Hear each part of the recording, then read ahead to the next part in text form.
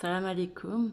Je vous invite à prendre place pour la vidéo Le Graal.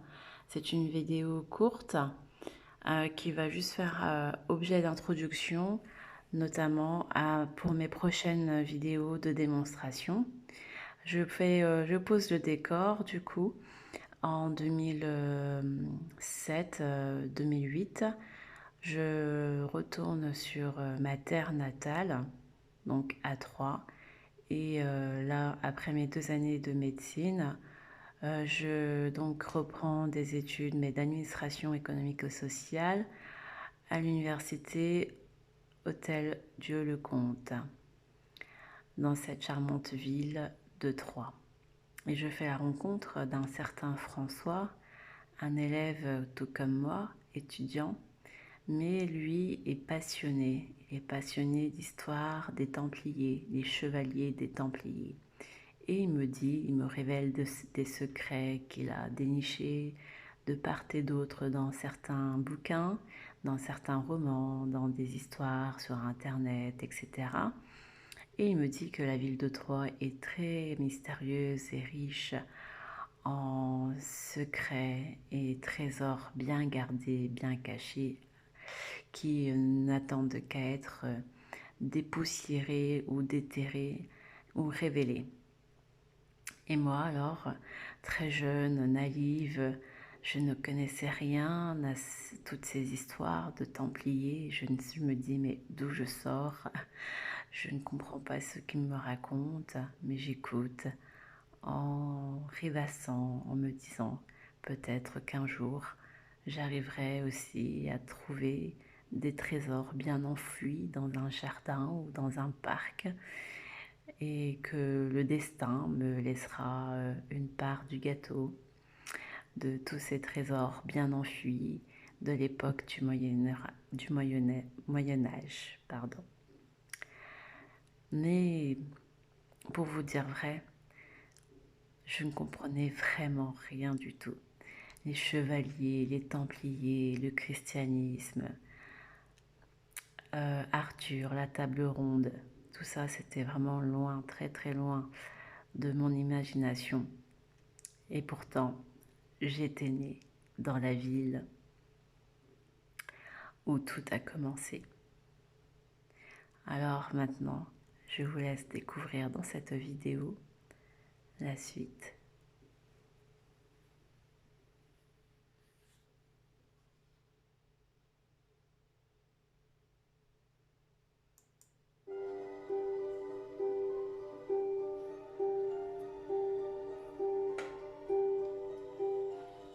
C'est au Moyen-Âge que naît un mythe littéraire qui va ensuite diffuser dans toute l'Europe pour devenir un véritable symbole du christianisme. C'est l'histoire d'une coupe qui aurait contenu le sang du Christ. Depuis la Champagne, où naît cette légende, jusqu'à Valence, où est conservé le vase sacré, nous allons suivre pas à pas toutes ces pérégrinations. C'est ce voyage auquel je vous convie aujourd'hui, une quête du Graal.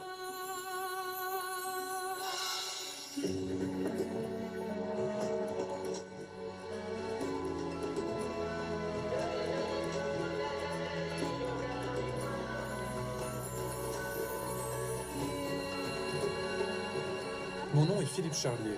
Je suis médecin légiste, anthropologue et historien. À travers des lieux magiques et des rites vivants, je vous emmène à la découverte des grands mythes de l'humanité.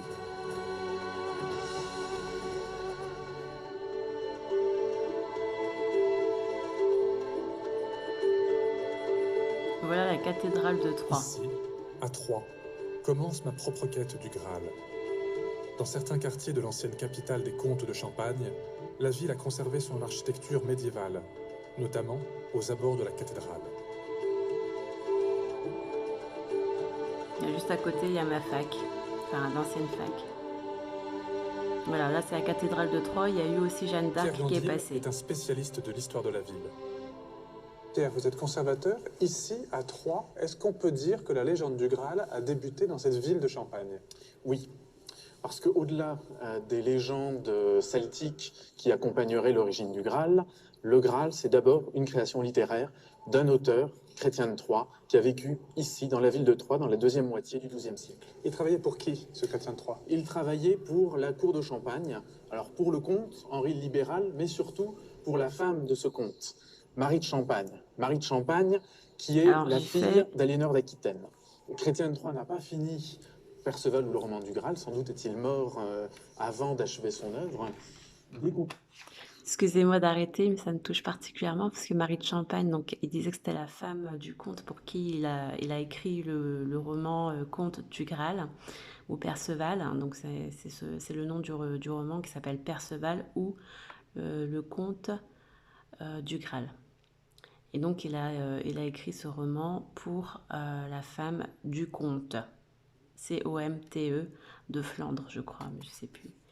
Et cette femme, elle s'appelle Marie de Champagne. Et moi, j'ai fait mes études au lycée Marie de Champagne à Troyes.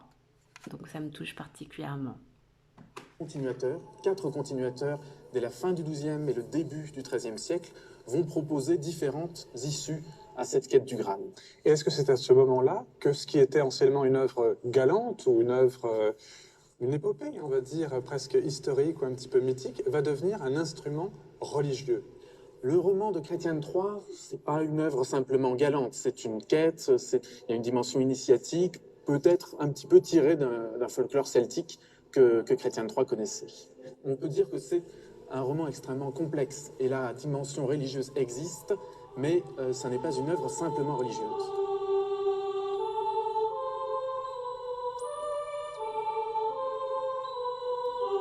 Je l'ai pas lu, le livre de Chrétien de Troyes, désolée. Paris est ma prochaine étape.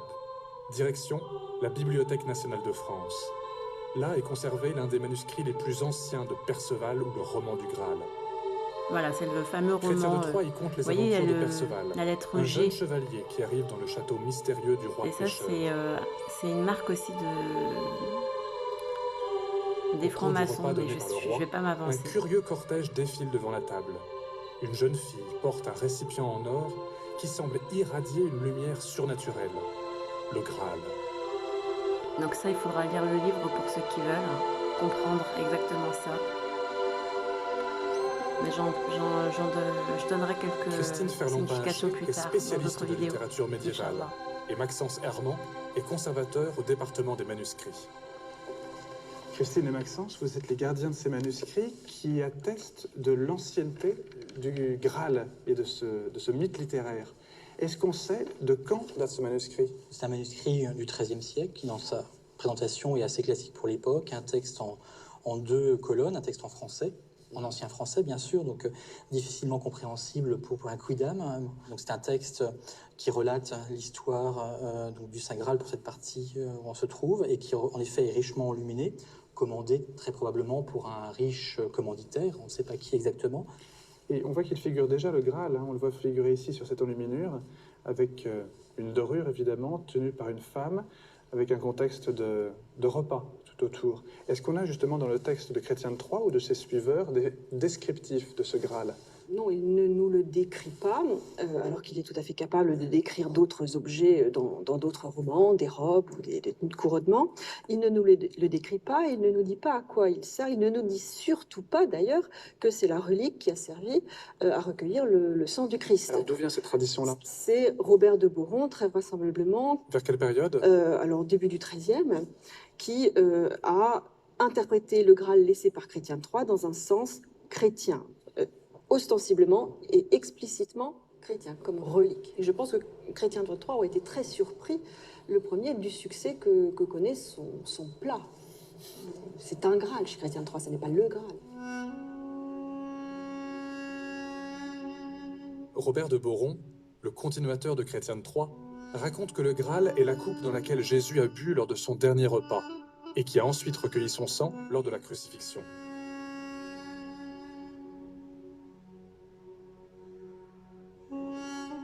Le Graal reste un mythe qui a inspiré de nombreux auteurs, de Wagner à Spielberg.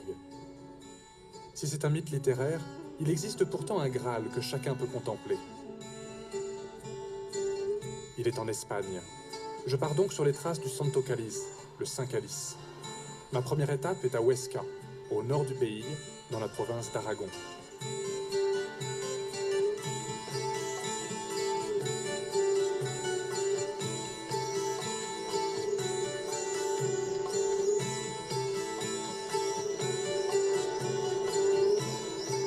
donc il fait du L'histoire chemin. commence en 258, au temps des Pour le premiers Graal. chrétiens. C'est Antonia Buizan Chavez qui me la raconte dans la très ancienne église San Pedro El Viejo. Donc là, il est en Espagne, à Huesca, dans les Antonia, Pyrénées, bonjour. dans les Pyrénées Bienvenue à Huesca. C'est espagnoles. gentil. On est chez vous, dans votre église, et Huesca, justement, est placé sous la protection de Saint Laurent, l'homme qui a subi le grill comme martyr. Es nuestro patrón. C'est le saint patron de Huesca. Il est représenté dans beaucoup de retables de la ville. On voit ici une représentation de Saint Laurent et en bas son martyr sur le grill. Mais quel est son rapport physique avec Huesca? Pourquoi ici? Saint Laurent est né dans cette ville. Il est parti à Rome pour travailler. Pendant les persécutions sous l'empereur Valérien, il a été arrêté, persécuté et il est mort au IIIe siècle. Juste avant de mourir, il demande à un légionnaire converti au christianisme de porter le Saint Graal chez ses parents, ici à Huesca, pour le protéger des Romains. Et donc ça se passe au IIIe siècle. L'édifice dans lequel on est ici, c'est une église romane du XIe, XIIe siècle. Il est postérieur, donc c'est l'édifice qui a précédé celui-ci. C'est l'église la plus ancienne de la ville, construite sur un ancien temple wisigoth, et au préalable, il y avait un temple romain. Si le Saint Graal a été dans un temple à Huesca, c'est ici. Et est-ce qu'on a des représentations du calice? Est-ce qu'on a des représentations, des figurations? Oui, on le voit dans ce tableau du XVIe siècle. Il y a la crucifixion, avec la Vierge et Saint Jean au pied de la croix. Et Marie-Madeleine, avec les 4 anges qui recueillent le sang du Christ, avec les 4 calices dorés.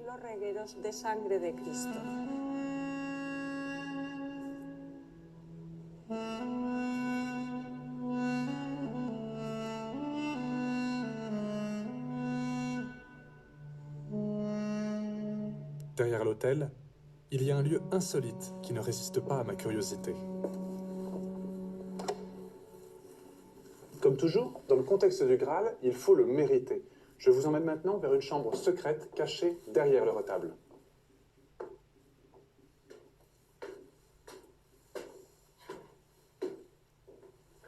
Il y a bien longtemps que le Graal n'est plus à Huesca. Néanmoins, son image persiste.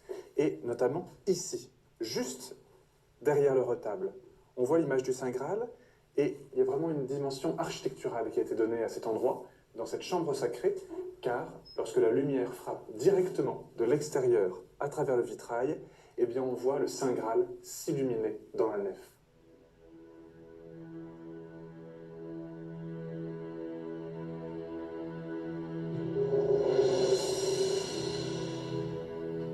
Comme le Graal au 8e siècle, je quitte Huesca pour les sites montagneux du nord de l'Espagne. En 711 débute la conquête musulmane. Très Là, vite, c'est très la important. presque totalité de la péninsule ibérique est occupée. Le Graal est menacé. Les chrétiens le cachent alors dans les endroits les plus inaccessibles. Pendant 2 siècles, le Saint Calice va trouver refuge dans différents sites. Ermitages, chapelles, lieux dissimulés au cœur des Pyrénées espagnoles.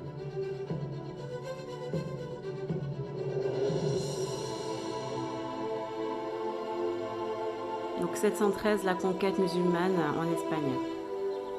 Ma quête prend la forme d'une longue marche, par des chemins escarpés. Elle m'amène à l'une des cachettes du Saint Calice. Ah, c'est beau cette cascade, dis donc. La grotte de Yebra de Baza, perdue dans la montagne, abrite aujourd'hui une petite chapelle dédiée à Santa Orosia, une Il a fait martyre tout de la ce chemin. conquête arabe.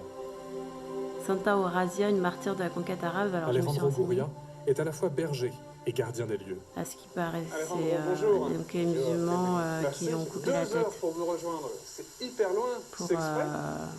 2 heures, mais le chemin Mais vaut à la ce qui peine. paraît, Ça vaut il y le a coup pas de de venir preuves, voir j'ai pas l'endroit de- où j'ai fut pas martyrisé plus de Santa preuves. Orosia et où le Saint Graal était caché.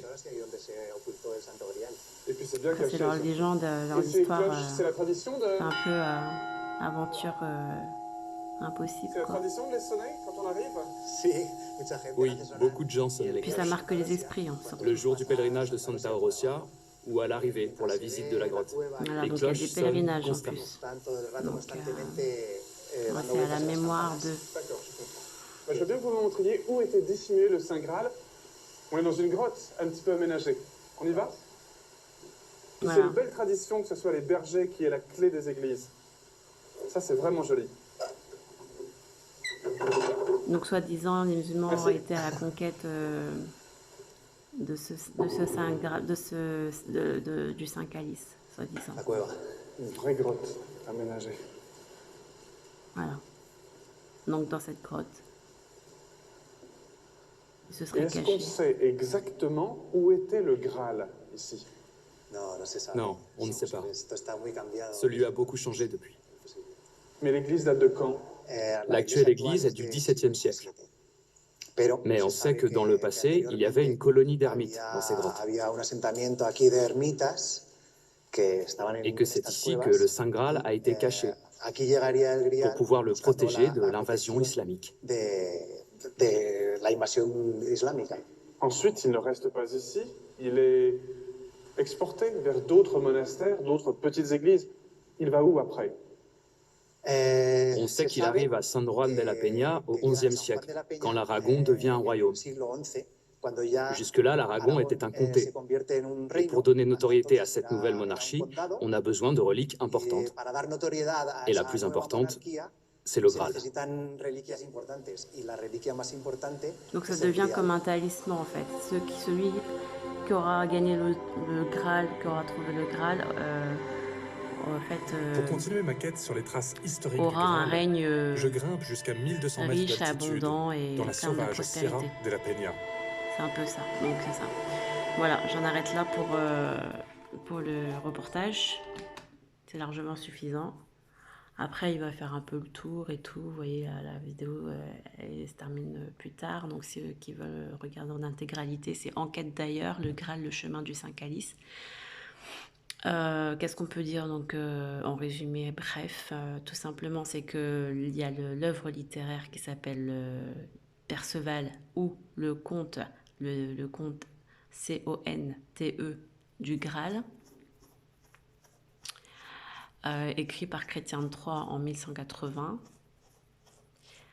et qui par la suite meurt, enfin Chrétien de Troyes meurt et ne finit pas son œuvre littéraire et donc a été continué par d'autres écrivains, notamment par Monsieur Baron, je crois, et qui lui donne une dimension plus nouvelle, une dimension plus marquée, une dimension chrétienne.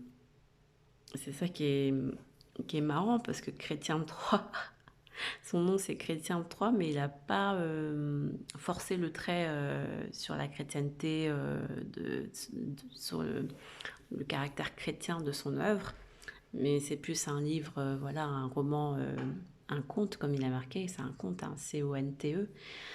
Donc ça veut dire ce que ça veut dire, c'est marqué de légendes, de péripéties, de méchants, de gentils, de fées, d'anges, voilà, enfin c'est ça. Et c'est pas spécialement une œuvre chrétienne au sens pur, mais par la suite, c'est les futurs écrivains qui reprennent le relais de l'œuvre littéraire de Chrétien de Troyes. Donc eux vont plus appuyer le caractère chrétien de l'œuvre littéraire et puis en faire quelque chose d'un peu plus réel, entre guillemets. Et puis ça va rentrer dans l'imaginaire collectif et l'imaginaire collectif qui devient une réalité, tout simplement.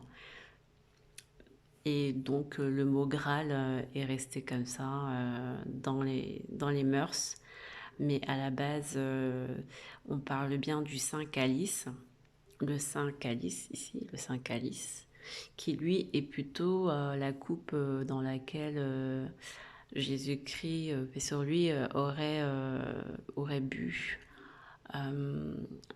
pendant l'événement La Cène, C-E-N-E, juste avant qu'il soit livré aux ennemis. Voilà. Et donc, d'après, hein, je ne sais pas, mais à ce qui paraît, Pierre, l'apôtre Pierre, paix sur lui, aurait donc ramassé cette coupe dans laquelle Jésus aurait bu et, euh, et donc après il l'aurait emporté jusqu'à Rome après la disparition de Jésus, paix sur lui. Voilà. Il l'aurait ramené à Rome et qui après à Rome serait parti donc à ESK comme ici on l'a vu en Espagne. Ça c'est la Saint-Calice, l'histoire chrétienne. Voilà, la version chrétienne. Et donc le Graal, qui lui est une œuvre littéraire, se confond donc à partir du XIIIe siècle. Donc vous voyez tout le cheminement entre l'histoire de Jésus-Christ, paix sur lui, et après l'histoire de l'œuvre littéraire. Et tout ce cheminement XIIIe siècle, il y a quand même XIIIe siècle près, le mythe qui rejoint la réalité avec le Saint-Calice. Et donc, quand on dit le Graal, on peut aussi parler du Saint-Calice, parce que voilà, l'histoire s'est confondue en fait. Le mythe, la légende se confond avec la réalité voilà, chrétienne. Mais à la base, on n'appelle pas la coupe dans laquelle Jésus-Christ, paix sur lui, a bu, ne s'appelle pas le Graal. Ça s'appelle Saint-Calice. Donc maintenant, et même maintenant, on peut dire Saint Graal, alors que non, c'était juste Graal à la base. Mais comme il y a une confusion entre Saint Calice et Graal, donc les gens disent le Saint Graal, alors que non, c'est Saint Calice. Voilà pour l'introduction. J'espère que ça a été assez clair. Le reportage est assez bien fait, même si il prend des raccourcis, mais bon. On ne peut pas non plus en vouloir au reportage. Je pense qu'ils ont fait pas mal d'efforts et ils ont fait des déplacements et tout. Donc, je trouve ça super intéressant de voir les choses comme ça en images. C'est beaucoup plus prenant et réaliste. Voilà, j'espère que ça vous a plu cette petite introduction et Inch'Allah, Amin, dans d'autres vidéos, ce sera un autre format, mais je pourrais voilà, décrire davantage de mystères que j'ai pu voilà, détecter à mon niveau, par la permission et la grâce et la volonté d'Allah et son aide, bien entendu, parce que ça c'est la version chrétienne. Et ah oui, surtout j'avais oublié, vous avez entendu du coup la fameuse histoire, la conquête musulmane. Ça c'est important de le mettre en relief, parce que en 713 donc il y a eu la conquête musulmane, et apparemment en 711 les musulmans donc sont allés là-bas, les Maures, M-A-U-R-E-S, donc c'est des berbères comme ça, du Maghreb, Maroc, voilà. Donc les musulmans sont partis en Espagne pour conquérir l'Espagne, et d'après la version chrétienne, ils seraient pas venus d'une manière pacifique mais violente, et donc ils coupaient la tête aux gens, et notamment à la Sainte Osaire, excusez-moi, je me rappelle plus. Astaghfirullah, je sais plus. Donc, je regarderai dans mes notes. J'ai dû noter.